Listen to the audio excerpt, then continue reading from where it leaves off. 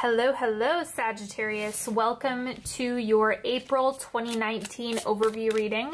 This is good for you if you are a sun, moon, or rising Sagittarius. And while I pull these oracle cards, go ahead, pay attention to anything that's coming up in your body. You're welcome to set an intention for this reading if there's anything you'd like to get out of it today. And I'm going to go ahead and lay these cards down, and then we will get started.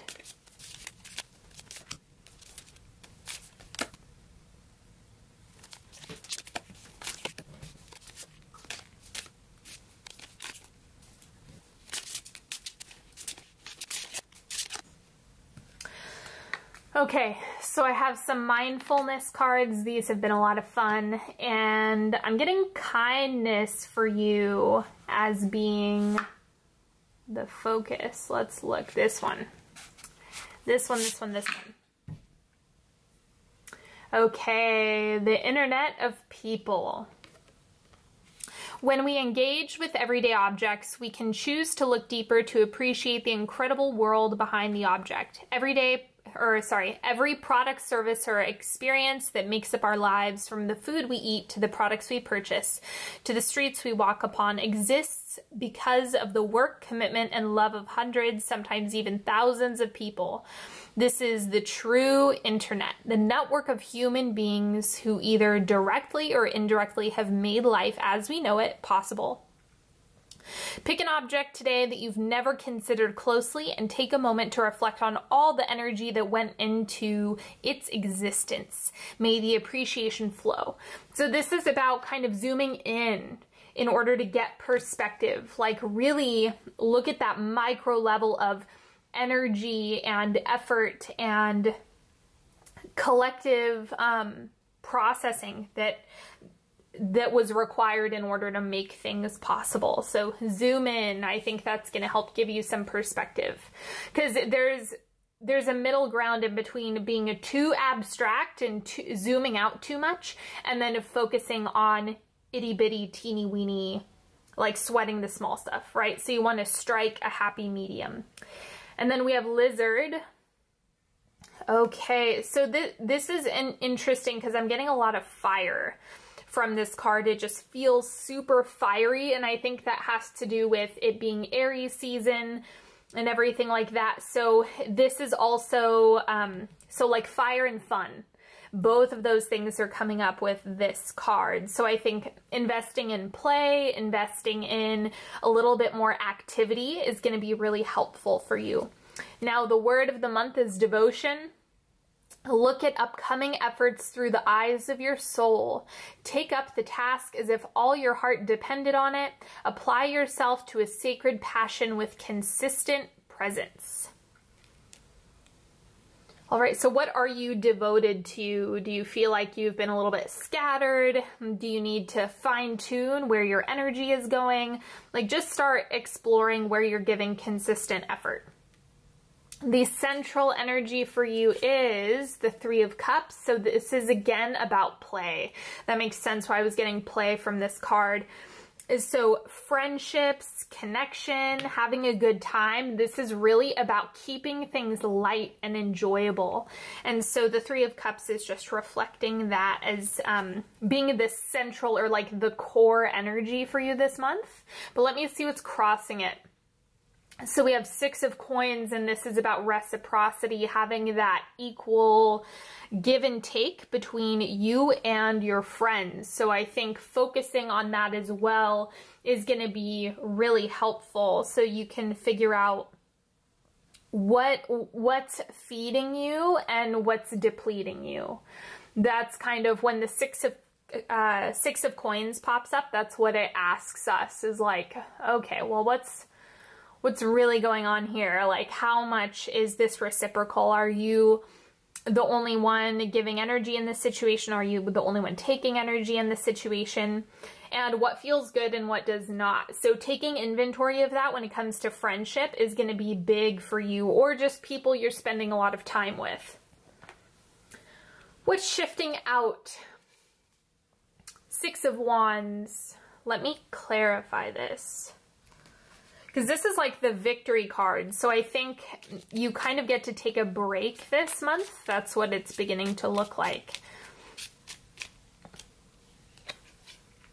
Seven of Cups. So yeah, this is like you put all your energy into like maybe different places or tried out a bunch of different things. And so there's like some achievement in those different areas. We're all like, usually everyone has like a core weak spot that they have to continually work on, and it takes, you know, you just kind of break through different phases. And so this looks like you leveled up in terms of where you were putting your effort and where you're really devoted. And so now you kind of get to refocus yourself. There's like some adjustment when it comes to where your focus lives and what it's investing in. Because focus, that's where all this energy is coming in. You want to evaluate, constantly check in with yourself so that you can figure out the best course of action. The oncoming energy is the Five of Cups. So you're not going to be able to please everyone, right? It simply can't be done, and not everything is going to be hunky-dory all the time for you either. Like sometimes as you're elevating and excelling and growing and evolving, that also requires you to be really honest about what isn't working for you. So to clarify the Five of Cups, I have the Queen of Arrows, and this is your, oh no, I guess this is Swords, the Queen of Swords, but it's about that independence piece, right? So that's the other thing that's coming through here. Is sometimes it is better to simply not have that connection anymore than to continue to have a toxic connection. So it's, even though being independent can be really uncomfortable sometimes, if that's not something that you have exercised a lot of in your lifetime, and it can bring up feelings of disappointment or resistance. It can stir up a lot of really unpleasant emotions. But it's kind of like, that's a part of the deal. Like, that's just a part of being a human being. That's a part of leveling up. It's a part of being conscious and spiritually aware, you know, pros and cons of all of this. But superficial relationships are going to get harder. And that's why you have the Five of Cups making an appearance. I think you begin to realize this when you dig into, is it reciprocal or is it not? Outward manifestation, Seven of Coins, casting a wide net, not getting locked into any specific thing. So this is really exercising that mutability quality or mutable energy that you guys have.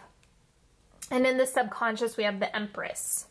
So this is asking you and inviting you to focus on what you're manifesting. So what is it that you're calling in? Do you have anything in your space that is cluttering your life so that you aren't able to really call in the high quality experiences, relationships, opportunities that you want to?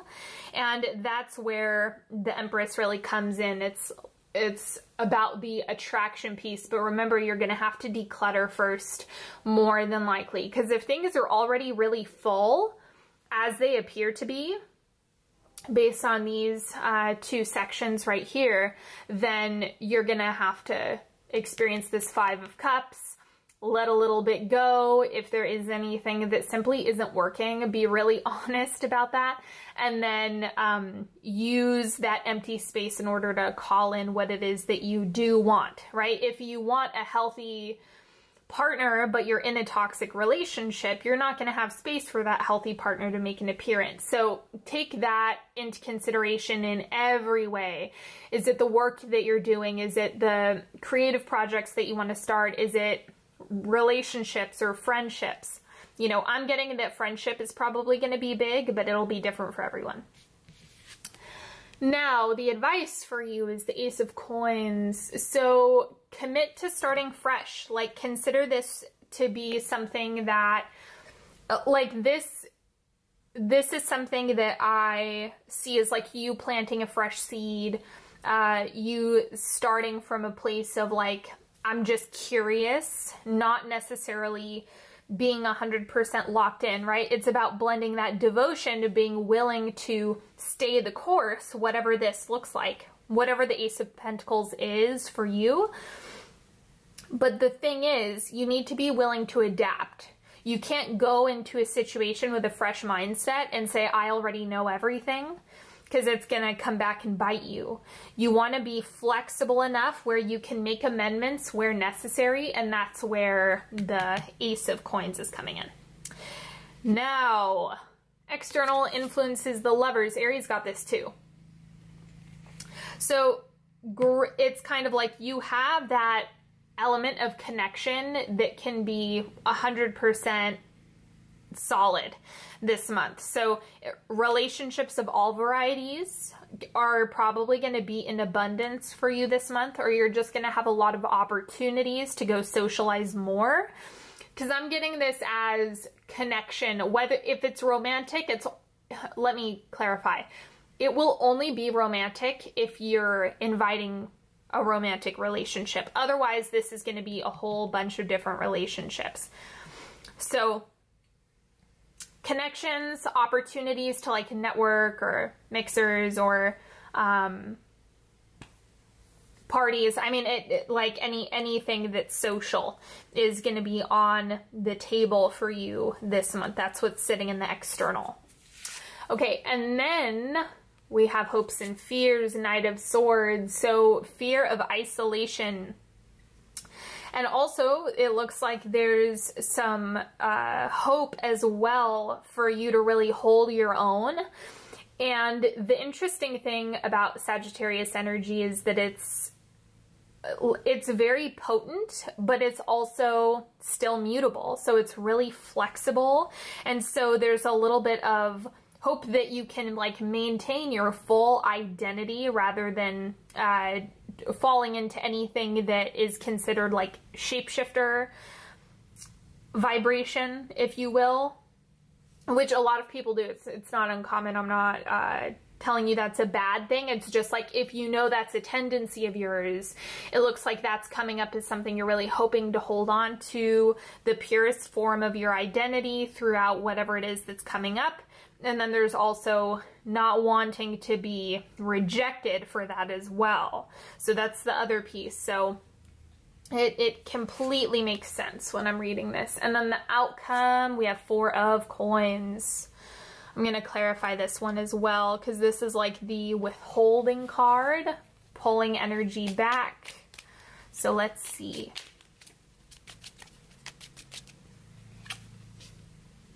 Child of Coins. So in order to even have any money or energy to spend, you have to call it back. Like, you have to stop pouring into things that aren't serving you so that you actually have the energy to either start something new or invest in something different or what have you. And this is just reflecting that to you. It's like, hey, you need to dial back the amount of energy that you're giving so that you can start that project, so that you can pursue that relationship, so that you can get that job or whatever it is that you're looking to create. Okay, so let's move into the timeline. First, second, third, and fourth quarter. Yes, they're quarters and not weeks because time is fluid. So let's see where you start off in the month. 4 of Coins, same thing that we had here. And I see this as being like the beginning of when you start pulling your energy back. And it's mostly because of the evaluation piece. It's the 6 of Coins. Energy is really highlighting this. 4 of Coins. So it's funny because I'm just reading these as playing together.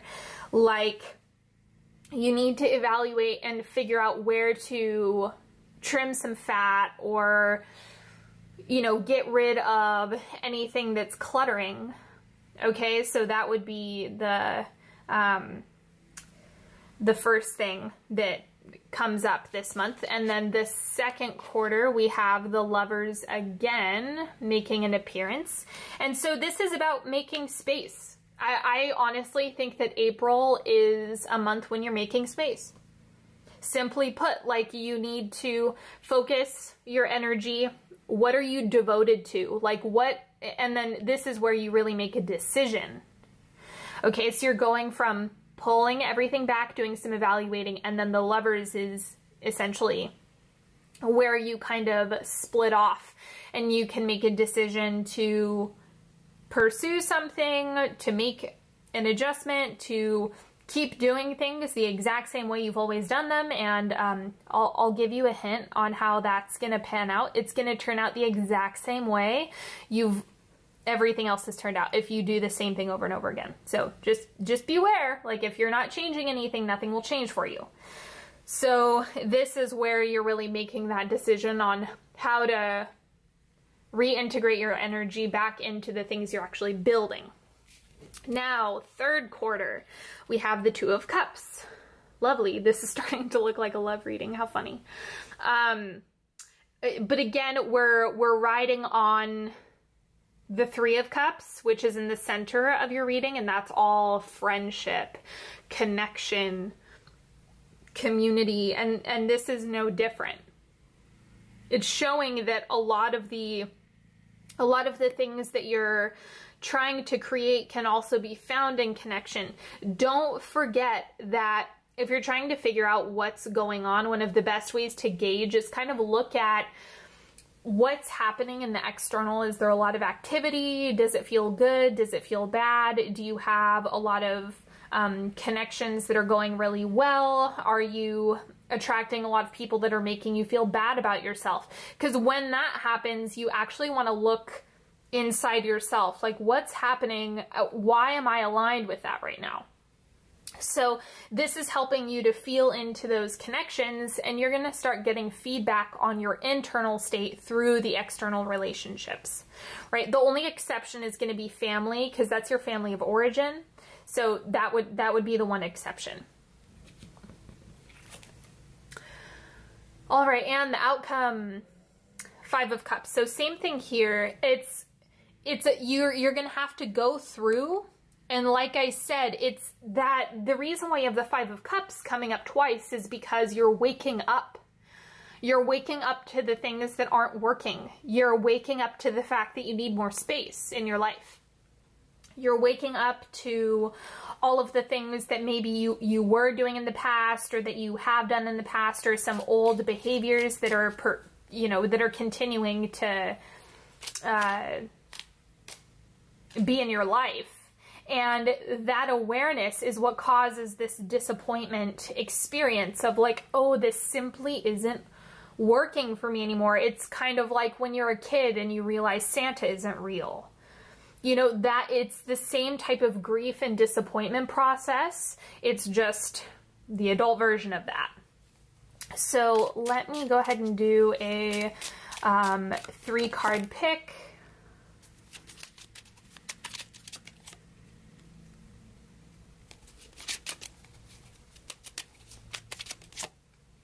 So you can ask a question, you can just get some general advice. This is an oracle deck, by the way. I haven't done a 3-card pick with an oracle deck in a while, but just a heads up. So card number 1, Broken and Hatched. So again, this is playing to that disappointment experience that you're having with that Five of Cups, or like the realization of, oh God, that isn't working. Like you're outgrowing a lot of stuff right now and you need space for the next level to come through. And that's what Broken and Hatched is reflecting. It's like you're actually expanding. Like part of this disappointment is expansion. So don't get it twisted. Like, don't think that this is a destructive process or everything's falling apart. It's that things are opening up. Okay, and then card number 2, Protect Your Heart. No overgiving. Watch yourself for codependent patterns. One of the big things that I see a lot of people do is try to like prove their value, or try to overgive in order to earn and feel worthy. And that's a really quick way to experience heartbreak is when that's not met at the same level of intensity, whether it be at a job. Like, it could be the same thing. Like, maybe you're working yourself to death at a job where you're not being recognized or appreciated or acknowledged or paid well. And it's like, well, why give that much effort then?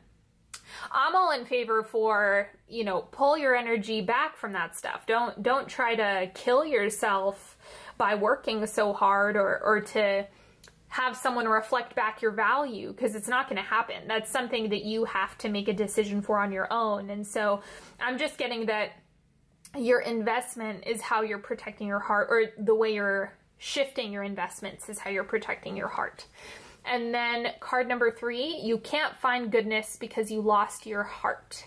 Okay, so this is actually a very similar message to the protect your heart card, because it's about getting back in touch with that for yourself, not about wanting to experience that, or we all want to experience that being reflected to us, but it's not like I'll believe my value when I see it. It comes from, I know I have value. That's what I'm projecting into the world. And so your environment is going to reflect that back to you. So just make sure that you're leading with your personal value, and that's something you innately are cultivating. It's not something that gets proved by anyone else. All right, my friends, that is all that I have for you today. I certainly hope you've enjoyed this reading as much as I've enjoyed reading for you. And as always, if you want to know which decks I used, they're listed in the description box. If you want to know how to get a hold of me or work with me, I absolutely love and adore working with each and every one of you. So I definitely appreciate that. And it's also... if you're interested in my Patreon, all the info's down there as well. And I wish you a lovely April, everybody, and I will talk to you later. Bye-bye.